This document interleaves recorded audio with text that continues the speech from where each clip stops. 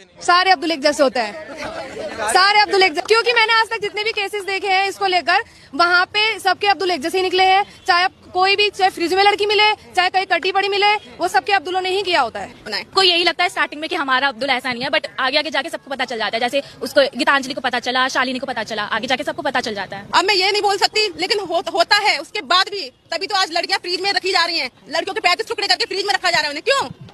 कुछ महीने पहले आपने एक खबर सुनी होगी श्रद्धा वालकर की, एक हिंदू औरत जिसे बहुत ही बेरहमी से मार दिया गया उसके मुस्लिम बॉयफ्रेंड आफ्ताब अमीन पूनावाला के द्वारा। शॉकिंग बात यह थी कि इसमें इसकी बॉडी को काट कर फ्रिज में रखा था, लेकिन हमारे गोदी मीडिया ने इस एक इंसिडेंट का इस्तेमाल किया सभी मुसलमानों के खिलाफ नफरत फैलाने के लिए। इसकी वजह से national broadcasting and digital standards authority NBDSA ने 50,000 रुपए का फाइन लगा दिया मुकेश अंबानी के चैनल न्यूज 18 पर। 4 शोज जिन्हें एंकर किया गया था अमीश देवगन और अमन चोपड़ा के द्वारा, इन्होंने नफरत फैलाई थी। 1 लाख रुपए का फाइन टाइम्स नाउ नव भारत पर भी लगाया गया इसी चीज को लेकर। इस इंसिडेंट का इस्तेमाल करके सोशल मीडिया पर भी भरपूर तरीके से नफरत फैलाई गई। एक गोदी इन्फ्लुएंसर ने बॉलीवुड एक्ट्रेस सोनाक्षी सिन्हा की फोटो अपलोड करी उनके मुस्लिम दोस्त के साथ। श्रद्धा की खबर को देखते हुए शत्रुघ्न सिन्हा ने दहेज की लिस्ट से फ्रिज को हटा लिया है। सुदर्शन न्यूज ने एक प्रोग्राम चलाया जिसकी हेडलाइन थी मेरा अब्दुल ऐसा नहीं है कि हकीकत। एक और गोदी इन्फ्लुएंसर ने ट्विटर पर पोस्ट किया आपका अब्दुल भी वैसा ही है। जी न्यूज ने ट्वीट करके प्रोग्राम चलाया मेरा अब्दुल वैसा नहीं है वालों के लिए सबसे बड़ा सबक है ये केस। और ऑफ कोर्स व्हाट्सएप माफिया ने भी अब्दुल शब्द का इस्तेमाल करके बहुत सारे जहरीले मैसेजेस फैलाए। ये सारे पोस्ट और मैसेजेस सिर्फ एक चीज साबित करना चाहते हैं कि हर एक मुसलमान आदमी एक पोटेंशियल खूनी है। अब्दुल शब्द का प्रयोग यहाँ पर सभी मुसलमानों को डिनोट करने के लिए किया जा रहा था। कुछ ही दिन पहले एक और ऐसी खबर आई कर्नाटका से, जहां पर एक मुस्लिम आदमी फयाज ने एक हिंदू लड़की नेहा को मार दिया। एक बार फिर से ये सारे गोदी इन्फ्लुएंसर्स और व्हाट्सएप माफिया को चलाने वाले एक्टिवेट हो गए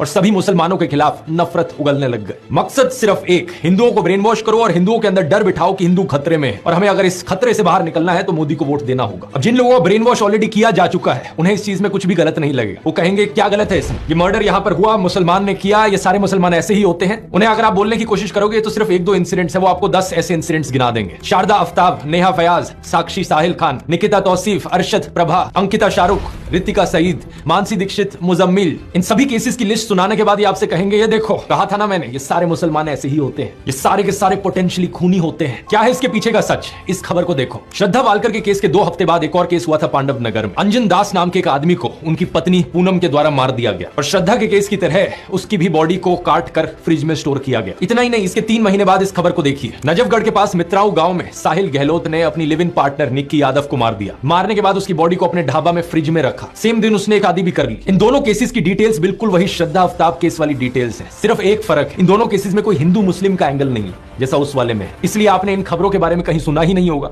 और ना ही मीडिया वालों ने इस खबर को चलाया होगा। इस रिपोर्ट को देखिए, बिहार के वैशाली डिस्ट्रिक्ट में अमन कुमार सिंह ने एक 17 साल की लड़की सोनम परवीन को मार डाला। हिंदू लड़का मुस्लिम लड़की, इसलिए गोदी मीडिया इसकी बात करेगा ही नहीं। न्यूज 18 हिंदी की वेबसाइट पर एक खबर जरूर छपी, लेकिन इन्होंने लड़के का नाम नहीं लिखा, बस ये लिखा कि हत्या के पीछे प्रेम प्रसंग की आशंका जताई जा रही है। यूपी के शामली डिस्ट्रिक्ट से इस खबर को देखिए। नाइमा उर्फ ईशा अपने घर से भाग गई और एक लव मैरिज करी अंशु के साथ। अंशु एक शार्प एज हथियार से ईशा पर हमला करता है और इसे मारने के बाद उसकी बॉडी कुएं में फेंक देता है। वहां के एसपी ने इंटरोगेशन के बाद बताया कि हस्बैंड अंशु ने अपना गुनाह कबूल किया। रसूलपुर गांव की इस न्यूज रिपोर्ट को देखिए। 20 साल की गुलनाज खातून को जिंदा जला दिया गया एक आदमी और उसके दोस्तों के द्वारा, क्योंकि उसने मैरिज प्रपोजल रिफ्यूज कर दिया था। यहाँ अक्यूज्ड कौन था? सतीश कुमार राय। पिछले साल जब साक्षी और साहिल खान की खबर मीडिया में फैलाई जा रही थी तो उससे कुछ दिन पहले एक और वैसा ही इंसिडेंट हुआ था। बिहार का एक लेबरर रामानुज साहू सूरत गया अपने परिवार से मिलने। उसका अपनी पत्नी रेखा के साथ झगड़ा हुआ और उसने रेखा पर 10 बार चाकू से वार किया। जब उसकी 19 साल की बेटी ने अपनी मां को बचाने की कोशिश करी तो उसने उसे भी मार डाला। नजफगढ़ की इस खबर को देखिए। विपुल सिंह नाम का आदमी खुले में धमकी देता है कि वो मुसलमान औरतों को मोलेस्ट करेगा और मारेगा। दिल्ली पुलिस और NCW ने इस पर कॉग्निसेंस भी लिया। या फिर 5 महीने पहले की कर्नाटका की इस रिपोर्ट को देखिए। 39 साल का आदमी प्रवीण अरुण, इसने अपनी 21 साल की एयर होस्टेस कोलीग आयनाज के साथ दोस्ती करी। जब आयनाज ने इससे कम्युनिकेट करना बंद कर दिया, ये उसके घर में गया और उसे मार डाला और इसके बाद इसने उसकी मां को भी मार डाला, उसकी बड़ी बहन को भी मार दिया और उसके छोटे भाई 14 साल के उसको भी मार दिया। फिर से हिंदू आदमी है, मुस्लिम औरत है, तो गोदी मीडिया इसकी बात नहीं करेगा, ना ही आपको व्हाट्सएप पर सुनने को मिलेगी।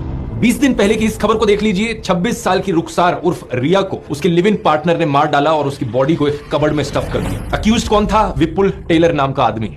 जब दैनिक जागरण में एक खबर छपी तो इन्होंने लड़की का नाम कहीं मेंशन नहीं किया अपने आर्टिकल में।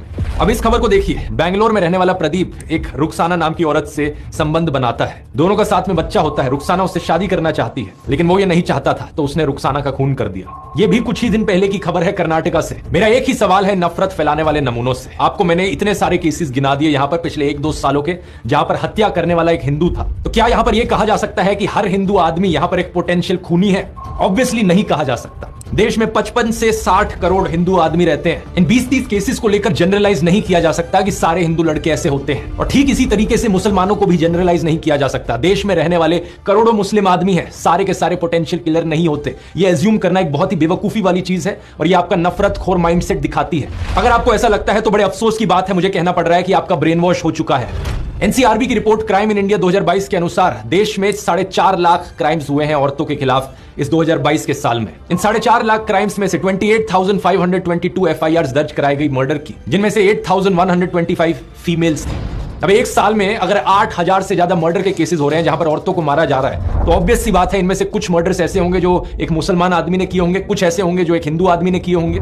हर तरह के परम्यूटेशन कॉम्बिनेशन यहां पर आपको मिल जाएंगे। हिंदू आदमी हिंदू औरत, मुस्लिम आदमी मुस्लिम औरत, हिंदू आदमी मुस्लिम औरत, या मुस्लिम आदमी हिंदू औरत। और सिर्फ हिंदू मुस्लिम ही नहीं, सभी धर्मों के आपको कॉम्बिनेशन मिल जाएंगे, क्योंकि 8,000 यहां पर बहुत बड़ा नंबर होता है। प्रॉब्लम यह है कि जिन लोगों का ब्रेन वॉश हो चुका है, उनकी आवाज सिर्फ तब निकलती है जब उन्हें दिखता है कि हत्या करने वाला एक मुस्लिम आदमी था और जिसकी हत्या हुई वो एक हिंदू औरत थी। लेकिन इन सब लोगों के मुंह पर चुप्पी लग जाती है जब दिखता है कि यहां एक हिंदू औरत को हिंदू आदमी के द्वारा मारा गया, या फिर एक मुस्लिम औरत को हिंदू आदमी के द्वारा मारा गया। किसी भी नॉर्मल इंसान में अगर इंसानियत है तो वो इन सभी केसेस के खिलाफ आवाज उठाएगा जहां जहां औरतों का अत्याचार हो रहा है।